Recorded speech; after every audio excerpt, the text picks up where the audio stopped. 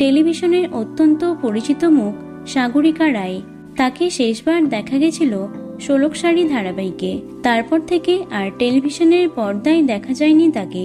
তবে আচমকাই টলিপাড়ায় খারাপ খবর অভিনেত্রীকে নিয়ে। হঠাৎ করেই তিনি নাকি অসুস্থ হয়ে পড়েছেন। তবে ঠিক কি হয়েছে তার? আনন্দবাজার.com-এর তরফে অভিনেত্রীর সঙ্গে যোগাযোগ করা হলে তিনি জানিয়েছেন, হঠাৎ করেই চোখে অস্বস্তি হতে শুরু করে। কিছুটা অস্পষ্ট দেখছিলাম, ভেবেছিলাম চোখের পাওয়ার বেড়েছে, কিন্তু পরীক্ষা করে জানতে পারি চোখে স্ট্রোক হয়েছে। অভিনেত্রী আরও বলেন, শারীরিকভাবে আমি সুস্থ, অথচ চোখে স্ট্রোক হয়ে রক্ত ছড়িয়ে পড়েছে চারিদিকে। চোখে জল জমে গিয়েছে, সেটা অবশ্য বর্ডার লাইন। একটু এদিক ওদিক হলে দৃষ্টি শক্তিতে প্রভাব পড়তে পারত। এই খবরটি জানার পর স্বাভাবিকভাবেই ভয় পেয়ে যান সাগরিকা। চিকিৎসকেরা চোখে একটি বিশেষ ইনজেকশন নেওয়ার পরামর্শ দেন, যা বেশ ব্যয়বহুল।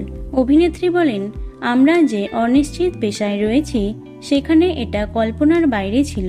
তারপর আরও অনেক চিকিৎসকের সঙ্গে কথা বলেছিলাম, জানতে পারি ইনজেকশন ছাড়া কোনো উপায় নেই। আর ভয় পেয়েছিলাম, কারণ 1 মাস আগেই এই স্ট্রোক হয়েছে। অনেক পরে জানতে পেরেছি। ভয়ানক সময়ের মধ্য দিয়ে দিন কাটিয়েছি। 6ই মার্চ চোখে এই ইনজেকশন দেওয়া হয়েছে। 3 সপ্তাহ বেশ কিছু নিয়মের মধ্যে থাকতে হবে। তবে এখন তিনি অনেকটাই সুস্থ। চিকিৎসক জানিয়েছেন তিনি কাজে ফিরতে পারবেন, সেক্ষেত্রে কোনো অসুবিধা হবে না। তাই এবার নতুন করে কাজে ফেরার প্রস্তুতি নিচ্ছেন অভিনেত্রী। তো বন্ধুরা, অভিনেত্রী সাগরিকা রায়ের অভিনয় তোমাদের কেমন লাগে অবশ্যই কমেন্টে জানিও। ভিডিওটি লাইক এবং শেয়ার করো। এছাড়াও টলি দুনিয়ার অন্যান্য খবর পেতে চ্যানেলটি অবশ্যই সাবস্ক্রাইব করে রেখো। ধন্যবাদ।